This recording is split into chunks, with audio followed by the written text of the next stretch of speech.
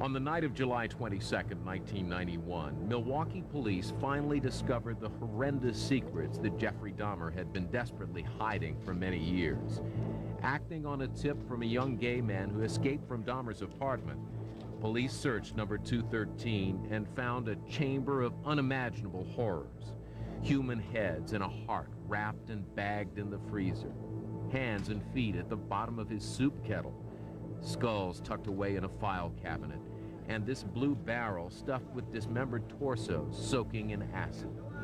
Dahmer would spend the next 24 hours confessing, telling in vivid detail of a murder spree that began in 1978 when he was 18 and ended with 17 young men dead. I had this reoccurring fantasy of meeting a hitchhiker on the road and of taking him hostage and doing what I wanted with him. And I never in my wildest nightmares thought that it would become a reality. Why would Dahmer have, as he put it, created his own Holocaust? How did he become so filled with evil? It would be comforting to point to an abusive childhood, an early life filled with hatred or horror, but his was filled with love. Jeff was the most beautiful, darling, sweetest baby, the nicest young boy. There just were no real signs when he was growing up. Imagine your child grows up to be a murderer. Would you still love him? Would the guilt and sense of responsibility be overwhelming? Jeffrey Dahmer's parents have struggled mightily to understand what might have gone wrong with their child. His father's search for an explanation led him to look inward, even to write a book simply titled A Father's Story. But his search may be in vain, because even the experts and profilers who've studied serial killers are baffled by why they do it. There doesn't seem to be any indication in any of the serial murderers that something external makes them want to kill. It's as if something is thrown, a switch is thrown, and they begin on the pattern of what their pattern will be. Maybe all we can do is what Lionel Dahmer did, look back and try to see what went wrong. As a young child at the beach with his parents, Jeffrey Dahmer discovered a dead crab. He examined it with a child's curiosity, but later the curiosity grew into something unthinkable. All I know is that I wanted to see what the insides of these animals looked like. There may have been some violence involved, some underlying subconscious feelings of violence. It was a compulsion, became a compulsion. Jeffrey Dahmer got bigger, and so did his compulsion to look at the insides of living things. He began to kill them, satisfying powerful urges that he didn't understand. In 9th grade, in biology class, we had the usual dissection of fetal pigs, and I took the remains of that home and kept the skeleton of it, and I just started branching out, dogs, cats. I suppose it could have turned into a normal hobby like taxidermy, but it didn't. It veered off into this. More and more, Dahmer killed animals in the woods behind his house. He knew it was wrong, but he couldn't stop. Then, at 14 or 15, it got worse. I don't know, it became a compulsion, and it switched from animals to humans. I still don't understand it. I don't know why. If your fantasy life as a teenager includes killing, who do you tell? From about 15 years on up, a great deal of my thoughts were basically unshareable with anyone. So I just closed myself off and just put on a mask of normalcy. As Jeffrey Dahmer entered adolescence, his secrets multiplied. He began to feel attracted to other young men. It was not an issue he could talk to his father about, but Jeffrey knew he was gay. Started having obsessive thoughts of violence intermingled with sex. And it just got worse and worse. I didn't know how to tell anyone about it, so I didn't. And just as Jeffrey was becoming aware of his internal violent sexual urges, his external life began to unravel. His parents' marriage, which had been rocky throughout his childhood, finally ended. He found himself alone more and more. And then one night, while his mother was away on a trip and his father newly moved into a motel down the street, a fantasy Jeffrey had been having for years came true, and the killing began. I was 18 years old, driving home. I saw this hitchhiker about a mile from my house, and he caught my eye. I drove past him, thought to myself, should I stop and pick him up, or should I just keep on going? I wish I just kept on going, but I didn't. I turned around, picked him up, and that's when the nightmare became a reality. It just seemed so bizarre to me that this obsession that I had been thinking about and wanting, just all the parts are there, and they make it possible to make it happen.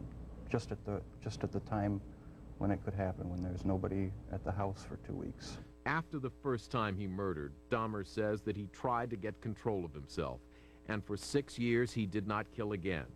In 1984, he found himself living in Milwaukee, frequenting gay bars, when the violent sexual urges overcame him again.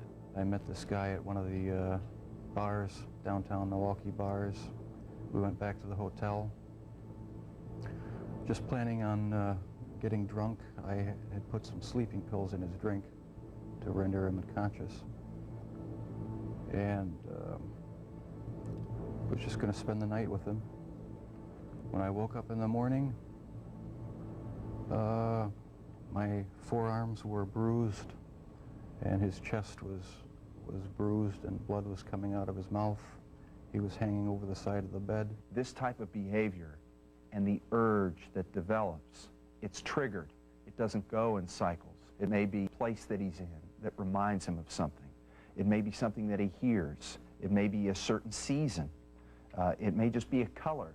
It's intimately connected with memory and previous experiences and something that goes on at an unconscious level. Whatever it was, it came over Dahmer almost like a dream. I have no memory of beating him to death, but I must have. And that's when it all started again. I had no intention of hurting him at all. How could Dahmer not remember? It's hard for a normal person to imagine, but Dr. Helen Morrison believes that the brain functioning of serial murderers is unique. Part of his mind is split off. Again, we have this piece of this puzzle that's somewhere that doesn't connect with the thinking part or the logical part. It's not far removed from those of us who drive every day, and we drive the same route, and we don't know how we got from point A to point B. We know we did it, but it doesn't enter our consciousness.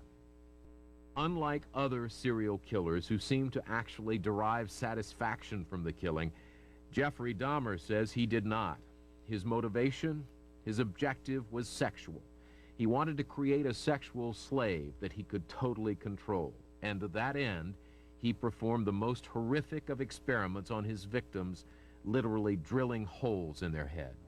I tried to create living zombies with uric acid in the drill, but it never worked. No, the killing wasn't the objective. I just wanted to have the person under my complete control to do with as I wanted. Dr. Helen Morrison, who profiles these men, says part of the reason is because serial killers like Dahmer literally feel things differently than a normal person. To the serial murderer, it's very similar to the young child who may pull the legs off of a daddy long legs or a fly to see what happens. There is no humanity there. It's just, oh, this is a very interesting thing.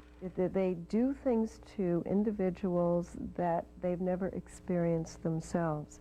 They want to see pain, or they want to see fear, or they want to see agony. And with Dahmer, that experimenting included what had to be the most shocking part of this case. He sometimes ate his victims. An idea abhorrent to anyone with even vaguely human sensibilities. And yet, here again, Dr. Morrison says that, in fact, Dahmer's behavior makes a peculiar kind of psychological sense. Jeffrey Dahmer was not the only individual who was a cannibal or bit his victims or used teeth as a weapon. If you remember about infancy, if we go purely psychologically, the only way an infant interacts with his world around him is through touch, feel, and teeth. And this is a way that babies explore their world with their mouths. That's what they use. That's how they relate to the world. And what is evident in all of the serial murderers is this trait of very oral or mouthing or biting or eating, ingesting, which is highly infantile, but it seems to be a way in which they can be with their victim. It made me feel like they were a permanent part of me. Besides the just mere curiosity of what it would be like, it made them feel that they were a part of me, and it gave me a sexual satisfaction to do that. By the late 80s, Dahmer had spiraled completely into a free fall of killing. A serial killer was on the loose in Milwaukee, but why wasn't anyone noticing? Serial killer profiler Robert Ressler says it was easy for Dahmer to hide. He was fairly good looking and very shy. And I think I've often said that in any college group, you could put him right in the middle of a college group, and probably you would look at him as a decent young man. And that was Dahmer's most powerful weapon in luring his victims into his world. 17 in total. They had several traits in common. They were all men, all young, mostly minorities, and almost all were gay. Starting in 1984, one by one, these men disappeared. But nobody in Milwaukee had any idea that a serial killer was on the loose. Annie Schwartz is a crime reporter for the Waukesha Freeman newspaper in Milwaukee. It was very much business as usual before Jeffrey Dahmer was caught. Because of the nature of the victims, the kinds of people that he chose, they were people that for the most part weren't missed by their families. They were often people who were tossed aside by their families because they were gay or they had had problems with the police. He chose his victims very carefully. He chose people that wouldn't be missed. If families were not missing the victims, Jeffrey Dahmer's family was missing clues that something was terribly wrong. There were close calls, like this one with his father, Lionel. I had a box in my bedroom closet, and it contained the mummified head and genitals of a young man I met in one of the bars down in Milwaukee. And it was a locked metal box. My dad one week came to visit and happened to see it, and he was wondering what was in it. He didn't know. Nobody knew. I told him it was pornography, some magazines. And he wasn't satisfied with that answer. We got into a bit of an argument because I wouldn't open it up. He took the locked box down to the basement and was about to smash it open. But I came back in the house. We reconciled. The reconciliation with his father would mean the lies would go on and that Jeffrey Dahmer would continue to hunt down victims in the gay bars of Milwaukee and kill them. But in a city with a relatively low crime rate, why were the police not connecting the murders? Dahmer's seeming normality helped him hide his reign of terror. People like Dahmer can get away with this easier because law enforcement does not recognize him for what he is. They're looking for somebody who's dragging their knuckles on the pavement and baying at the moon with hair in their face. They're not looking for Mr. Nice Guy, the quiet young man living in the neighborhood. But there may have been something more to why the murders went unnoticed. Okay, hi, I'm on 25th and State, And this is young man, he is butt naked, he has been beaten up, he is very bruised up. He can't stand, he's study fall out, he is butt naked, he has no clothes on, he was really hurt. And I ain't got no quarter on him, I just seen him, and he needs some help. Where is he at? On 25th and State, the corner of 25th and State. He's just on the corner of the street? Yeah, he in the middle of the street, he fell out. We trying to help him, so people trying to help him. Okay, and he's unconscious right now? And he getting him up, but he is bruised up. Somebody must have jumped on him and stripped him or whatever. The call is about this young man, Conorak Synthesin phone. The voice is that of a neighbor, Glenda Cleveland, who spotted the young man trying to escape Jeffrey Dahmer's apartment. Dahmer had already tried to perform his crude sex zombie experiment on the 14-year-old, drilling a hole in his head and pouring in acid. Drugged, bleeding, dazed, the young man had somehow managed to get away from Dahmer and yell for help. The police did come. Jeffrey Dahmer told the police that Synthesin phone was his 19-year-old lover with whom he'd been quarreling. The police went into Dahmer's apartment, saw nothing amiss, and returned the boy. The police then radioed back to the station, joking about what they had seen. The intoxicated Asian naked male was returned to his sober boyfriend. My partner's going to get deloused at the station. A month later, when Jeffrey Dahmer was arrested, he admitted to killing Synthesin phone shortly after police left. The death would cost the two police officers their jobs and would force the entire city to look inward at attitudes and treatment of minorities and gays. There would be candlelight vigils and city-decreed days of healing, but Jeffrey Dahmer would leave a black mark on Milwaukee. The place where Dahmer's apartment building stood was raised and put a playground in. Raised all kinds of money from the community, and no one in the community wanted to use this playground because they said it was the devil's playground. I think that the city of Milwaukee, at the end of the Jeffrey Dahmer case, was left with the unfortunate realization that it can happen here. It being whatever horrific thing that you see on the news that you think happens in other places and to other people. There was the sad realization for people that live in the city of Milwaukee that it could and did happen here. But of course, the deepest scars would be reserved for the victims' families and the family of the murderer. Never, Jeffrey! Jeffrey! I hate you! Jeffrey's out of control!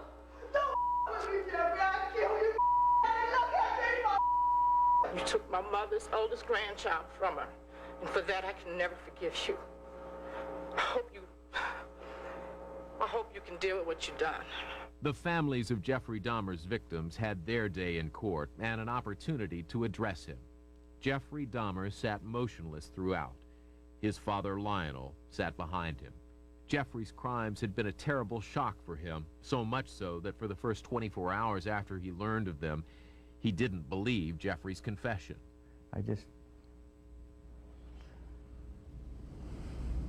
How can you see your son who's been riding a tricycle and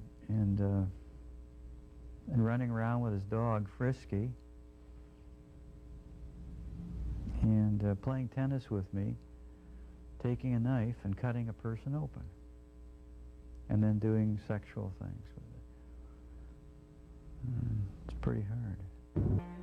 Those who profile serial killers can understand why Lionel would have such trouble reconciling his baby boy with the adult killer who would perpetrate such sickening crimes. We do know that when puberty comes, the ages of 13, 14, 15, that the hormones seem to interact with the brain chemistry, and we have no idea what that's doing or where it's coming from. I think probably there was a mixture of feelings of anger and hate and disappointment and also feeling extremely sorry for what he did. You know, felt very sorry for victims and their families, and also for Jeff, the terrible waste. Both Lionel Dahmer and Joyce Flint, Jeffrey's mother, struggled to find a way to support their son in the face of his crimes, a brutal task for any parent to endure.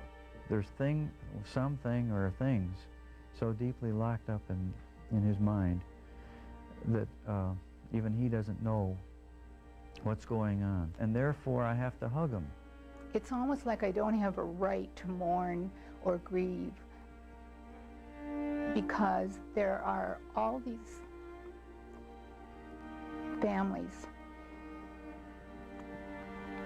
who will never, ever speak to their children again. By all accounts, Jeffrey Dahmer seemed to be relieved that he had been caught. He cooperated thoroughly with authorities and a battery of doctors and profilers who wanted to learn more about his behavior. What was uncontrollable about Jeffrey Dahmer was the urge. It was the urge he couldn't control. It was the craving he had to satisfy. And that's why when he killed because he couldn't satisfy the urge any other way and had to do it immediately. And this is something Dahmer seemed to know better than anyone. At his sentencing, he read a statement of apology for his crimes. Your Honor, it is over now. This has never been a case of trying to get free. I didn't ever want freedom. Frankly, I wanted death for myself. This was a case to tell the world that I did what I did not for reasons of hate. I hated no one. I knew I was sick or evil or both. Now I believe I was sick. I know how much harm I have caused. I tried to do the best I could after the arrest to make amends, but no matter what I did, I could not undo the terrible harm I have caused. I know I will be in prison for the rest of my life. The rest of Jeffrey Dahmer's life would last less than 2 years. In November of 1994, a fellow inmate of Dahmer's beat him to death. The killing occurred in a 20-minute period when the men were unguarded. Although Dahmer expressed repeated remorse for his actions, in the last interview he granted before his death, he made a stunning admission that he still had fantasies of killing. It never completely goes away. I'll probably have to live with it for the rest of my life. I wish it would go away. I wish there was some way to completely get rid of the compulsive thoughts, the feelings. It's not nearly so bad now that there's no avenues to actually act on it. But no, it never seems to go completely away.